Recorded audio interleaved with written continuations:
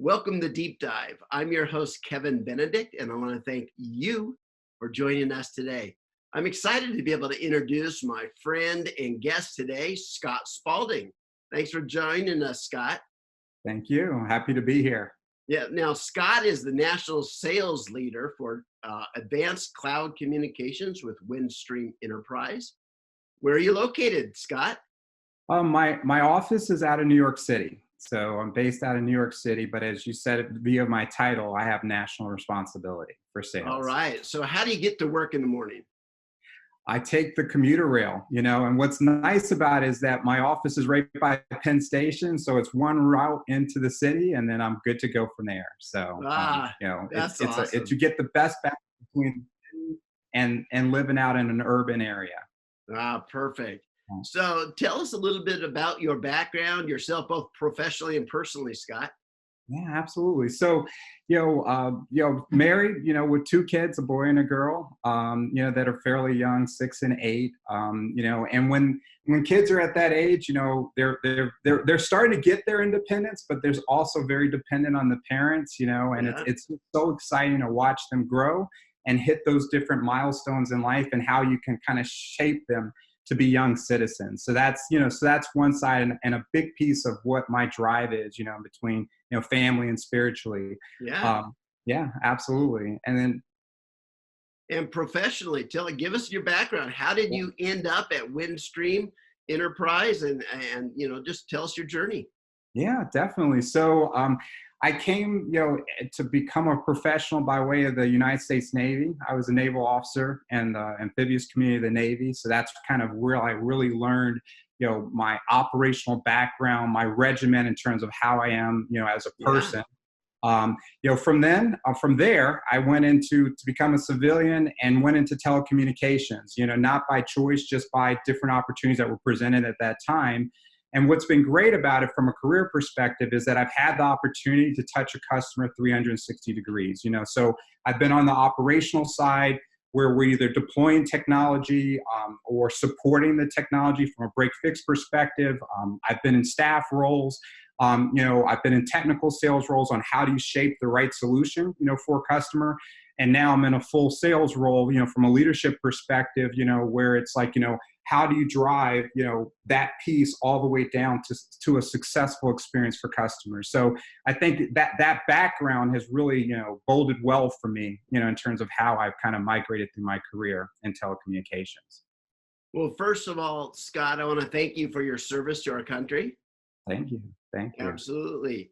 And second, I can just share that whenever I'm talking to salespeople, especially in the enterprise kind of IT and technology space, I have a great deal of respect for those in sales that also have some technology background, that have been through the process, that understand the challenges, and that can speak and help solve issues. So I think that also bodes extremely well. And I know your leadership training there as an officer in the Navy, that's got to just serve you well as an executive with responsibilities as well. So thank you for sharing that.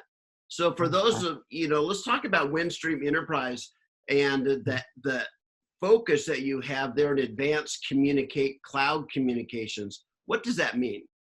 Yeah. So what it means is, is our focus, and maybe to put it in a context, let me kind of talk about Windstream overall, right? And then I'll kind of do a deep dive in my silos. So when you think about communication at the most basic level, it's like two cans in a string, right? The network is the string, the voice applications are the two cans. And as a service provider, they make all their money on the network side. So our go-to-market as a company is really more focused around how can we optimize the network and start to sell next generation network technology, which SD-WAN is like, is at the pioneer, leading front of that. Yeah. The second piece that we look at is because you complete communication and experience communications, through the phone or through the agent, that's where kind of my organization comes to play. What we do is we engage with the customers and say, how can we take, an optimized network and look at how we can optimize kind of the voice application, whether it's contact center, unified communication, and kind of complete that complete solution. And then our focus is all cloud. So, so we're migrating on-prem to cloud, as a part of that discussion. So that's from a demographics. Most of the customers that we attack are moving from on-prem to hybrid to cloud. And then the last piece, because everything is moving towards the cloud and all this is next generation, we have a protect side, which is what type of security services can we wrap around that if you're pushing everything that was local into the cloud, how can we protect that? And then we have another piece that's kind of like the mortar in between those different bricks that says, if the reason why you can't move is because of staff augmentation or something that you is a limitation, then how can we eliminate that limitation if you see the value of the migrations and the solutions that we position? So again, my focus is on that voice application side, partnering with the network team, nationally and helping to, further optimize that total communication environment.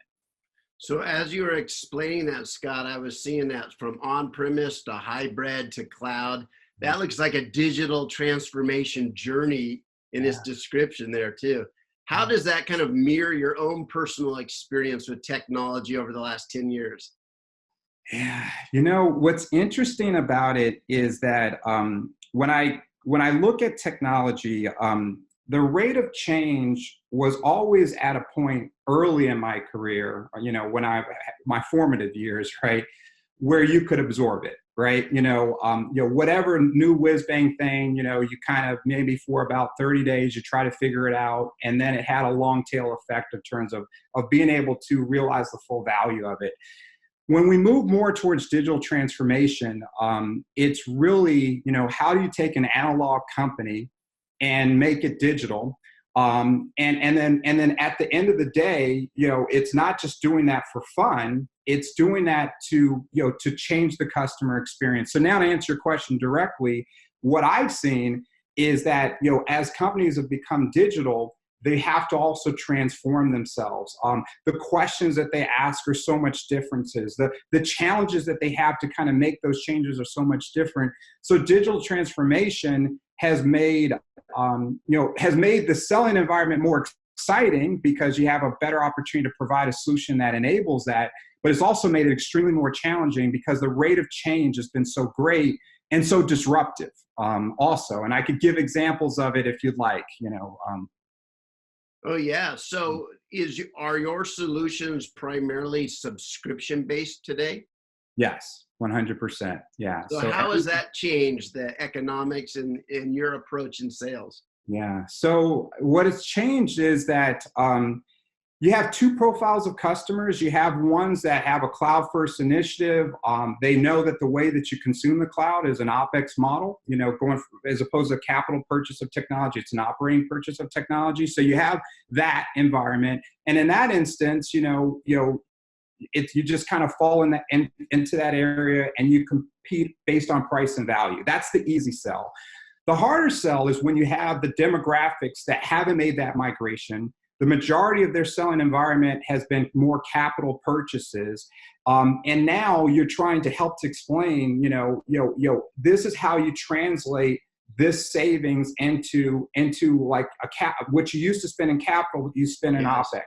Where you did upgrades or extra labor that you had to deploy, we're now owning the responsibilities that are associated with it. So maybe you can streamline or redeploy those resources. So there's a piece of now selling where the financial side and the financial modeling is even greater, and along with marrying that to the technology. And so that's probably been the big piece of it. To me, that's fascinating because when we talk as analysts, we talk about digital transformation from the how it impacts the particular companies, but you're sharing how the ecosystem, the vendors have to change all their models and all their sales presentations also to adapt to all these, the results of all these digital transformations happening across the ecosystem. So that's a lot of fun there. So how have your particular products kind of evolved over the last 5 years, and what's new and exciting in your product suite?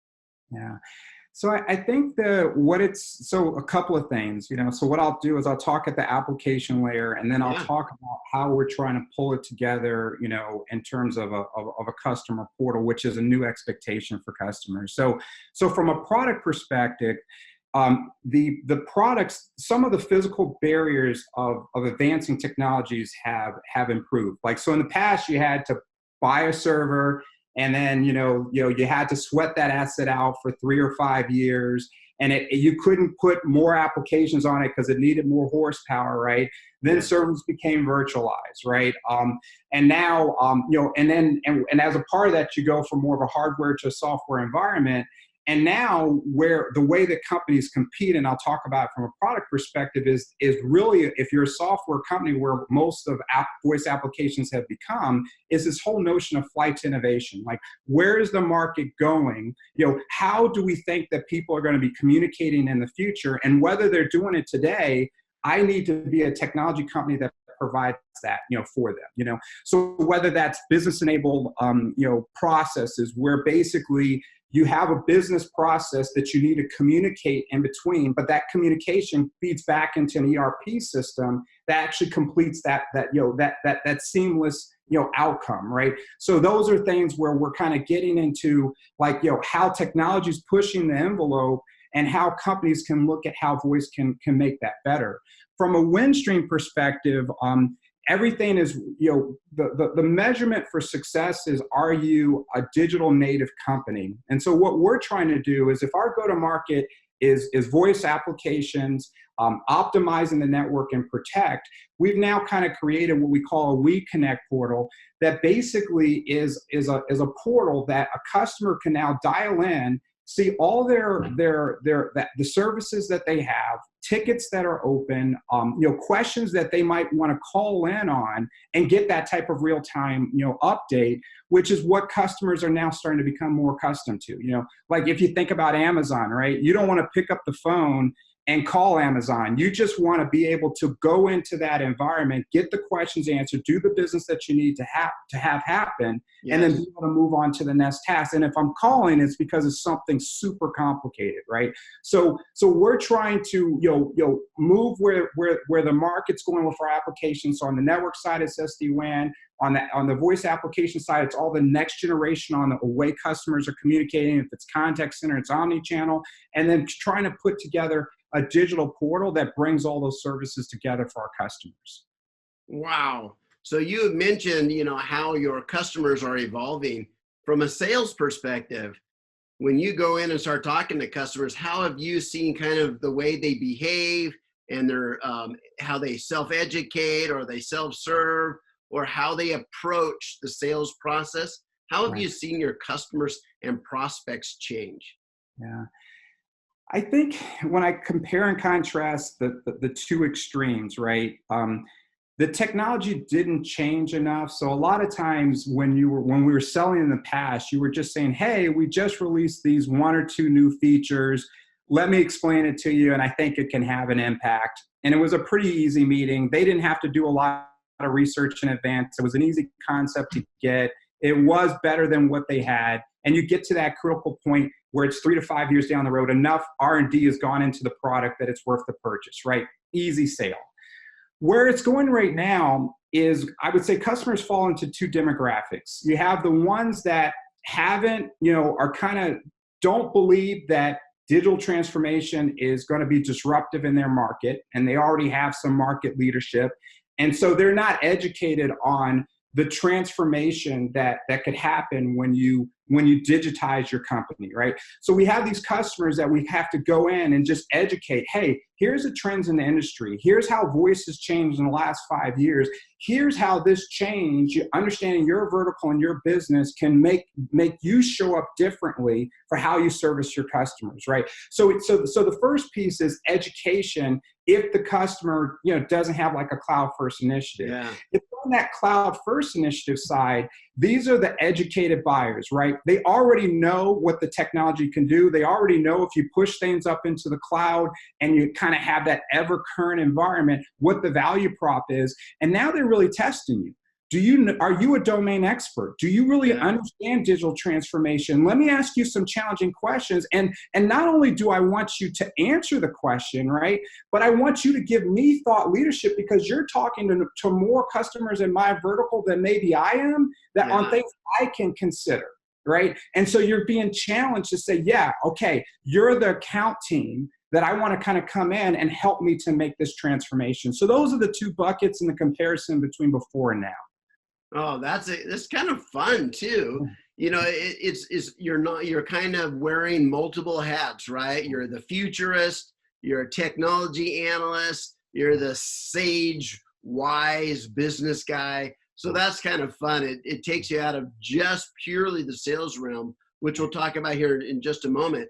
But I'm just thinking about when companies come to you and ask your advice and your wisdom, they must also, your technology and the whole idea of advanced cloud communications must actually allow companies to change their business models as well, doesn't it?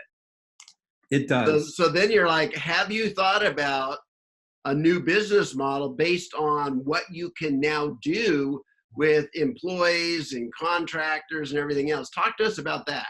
Yeah.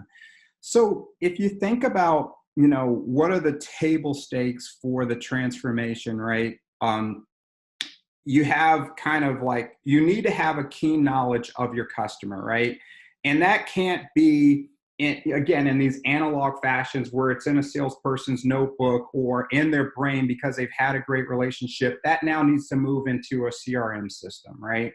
And then because that could be masses of information, companies need to now have, okay, how do I take that data pool of information, do some analytics around it, and if they're really advanced, put some, some AI into it or some algorithms into it so it could make decisions for how you should now know based on these buying habits. This is what I think you should now, kind of pitch as your next solution, right? So that's, to me, how the environment's changed, and I got so deep into. I want to make sure I'm coming back to your question. Did I answer it or not? I apologize. Well, yeah, I just imagine that your technology allows companies to operate with different business models. Okay. Right? I got it. So thank you you're the great straight man. So now how do we help, right? Yeah. How we help is that basically at the end of the day, people or objects need to communicate with one another, right? So where we kind of come in and help to enable that is that we now say, okay, listen, we can now take verbal communication and make it text. We can now put an AI that can now do that can now change that text into like ones and zeros. And then you can now write algorithms that kind of put speech patterns that says, hey, listen, the customer on the phone is not happy, as opposed to waiting for it to be, let's say, bumped up to a supervisor. Yes. The supervisor already gets that, and some of this technology can detect inflections, right? Like raising voice. It might not even be something that's negative in terms of what verbally they're saying. So now you have an agent that probably has better people skills, right? That now proactively engages in that environment, calms the situation down, and solves the customer problem, right? So now to answer your question, that's where we kind of come in, right? So as things are becoming more digital, right? And as you have, voice applications that are figuring out how I optimize that, this is where we're kind of coming in and talking to customers to say, how do you want us to improve your contact center? Where do you have your biggest pain points? Or if it's internal collaboration, how can we give you more real-time ways that people can just show up in a meeting and you don't need like 5 IT people to get the video going and everything else. It just all turns on. You can remote people in, and as they're talking, their picture shows up, and it drives down your T&E cost. And now you can get collaboration, at a global scale, right? So whatever their challenges are, right? These are the things that we kind of talk about. This is where you are. We listen to use cases and give them ideas of how the technology can help them to make that transformation. Oh man, that's so fascinating. And I know that with the gig economy, some contact centers are looking like we don't all have to be in the same room to run a contact center anymore. We can have distributed contact centers. People can work out of their house on as needed basis, and all kinds of fun things. Right. So what an exciting space that you guys work in. So let's talk tactics now. Okay. So you lead sales there, Yeah. and how have your tactics as a sales professional changed? Are you using different tactics, different tools, different approaches? You know, things like the camera we're on right now, where you can talk to customers. How has the actual tactics of sales people changed over the last 5 years?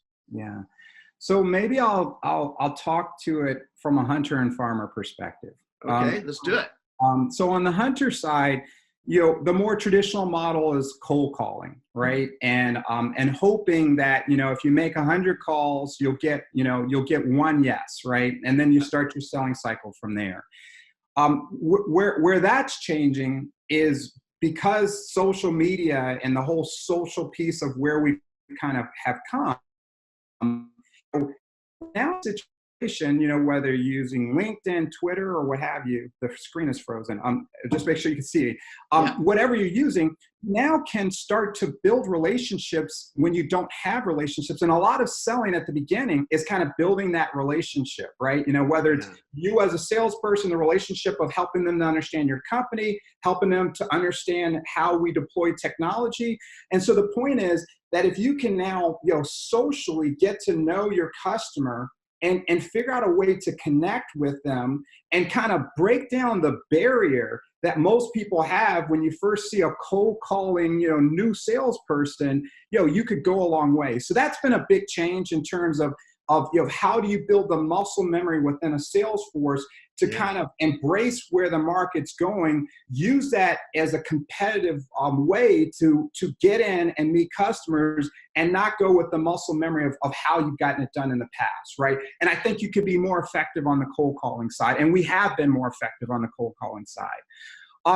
The next side is that if you're on the farming side, you really, relationships are important, but your ability to transform the business value as a part of that relationship is at a heightened level because digital transformation changes companies so quickly.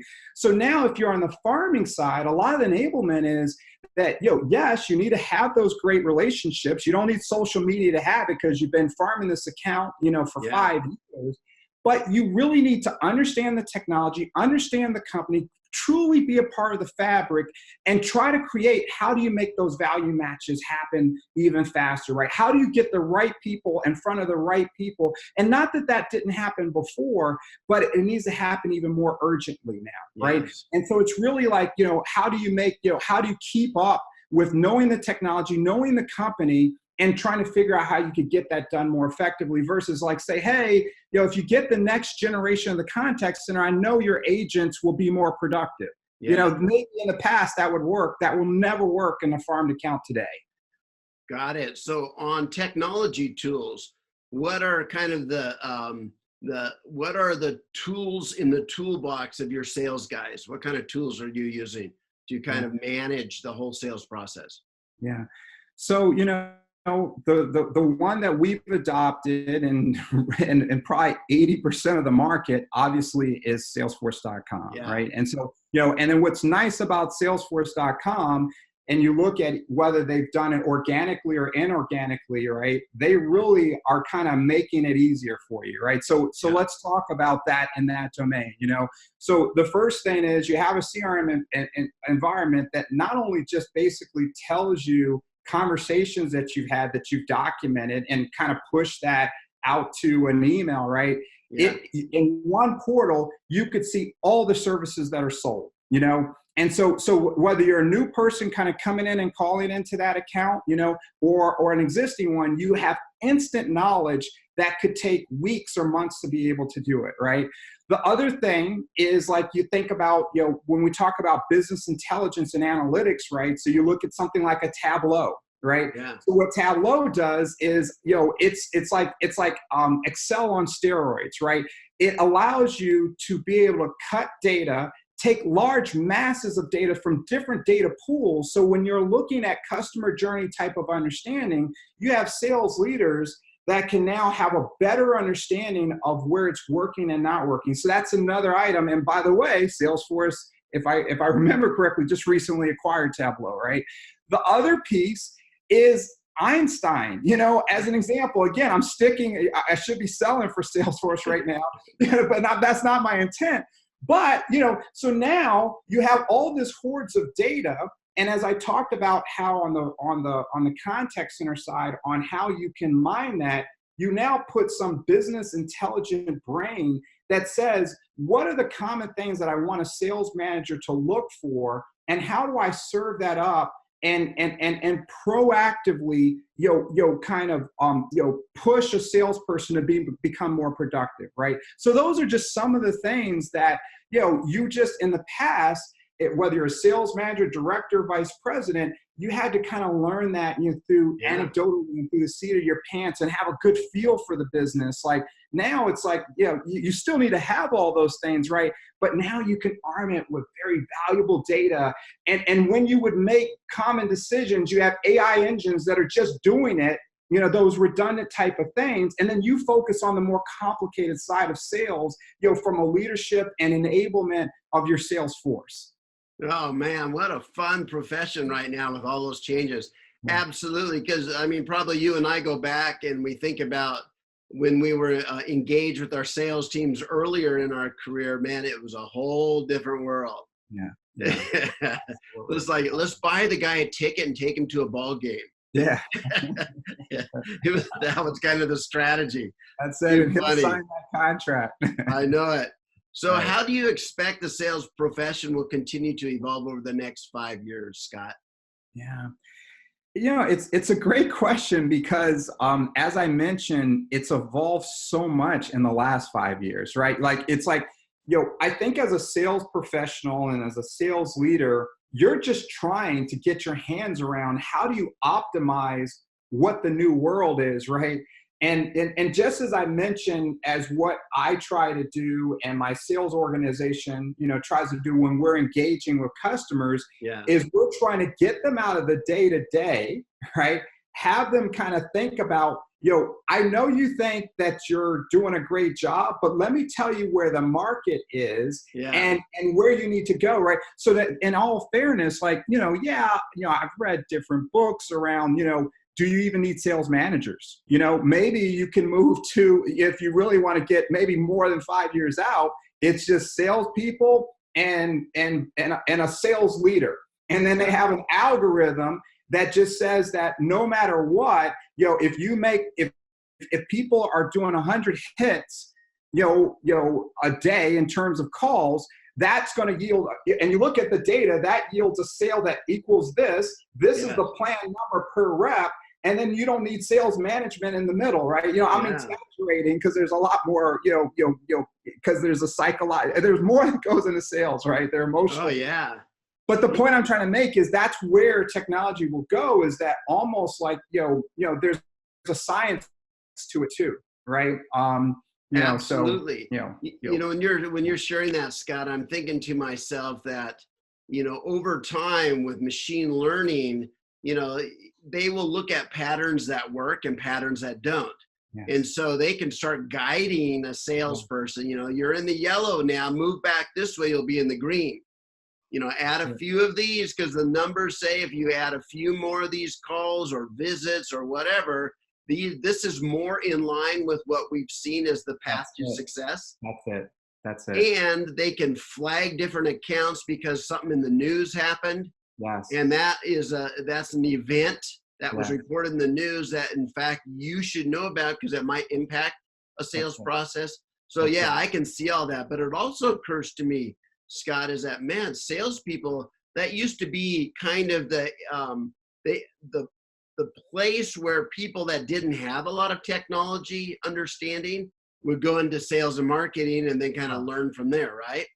Right. So they might be, very charismatic, personable people, so they end up in sales. Right. But they also didn't pass any math classes, so that's also why they're there. Today it's a different world, isn't it? Because the way you're just explaining it, you have to really understand how systems work, processes work, how data works, how to find nuggets in the data yourself using things like Tableau and other things. How do you feel about that? Yeah, this is how I feel about it. at the end of the day, we're still humans, right? Yeah. And no matter how digital we want to become and whatever efficiency gains you have, there's always this humanistic side that you want to know and connect and feel that, that you can trust the person Yeah. that you're working with, right? So in that regard, getting back to being, all those people skills, right, that are Yeah. needed, that doesn't go away. What I find now, to address the problem statement that you have, is that what's needed is that you have companies, and my company's example, and I'll use Microsoft as another example of it, Yeah. just different company profiles, right? We have a lot of offerings that we can sell to a customer, right? So what happens is you need to have someone that's going to be the quarterback of the solution overall. They Yeah. build the relationship, they build the trust, they build all the accountability things, the things that selling people need to do to their customers. They find who are the decision makers, who's the coach, who's going to sign the contract, all these type of things, right? And then now what you do is you bring in a specialist team, and if it's advanced application, that specialist team isn't just a propeller head engineer, it's also another sales professional, but this person can do what you just said, right? They're technical. They understand the technology, but they also understand how you translate that technology into dollars for the company, right? And explain that in a very articulate way, right? Yeah. They have the people skills because you don't, when you're talking to business leaders, you don't want to bore them on the technology, right? But you want to be able to look at the room and connect with the room and be able to do it. So what's starting to come out is you have like this overall account leader, right? And Microsoft is another example. They have so many different offers that they can provide. Yeah. Look at Dell. Dell's another example. Dell EMC, in terms of all the different product offerings. So you have kind of like the salesperson that's in that more traditional role,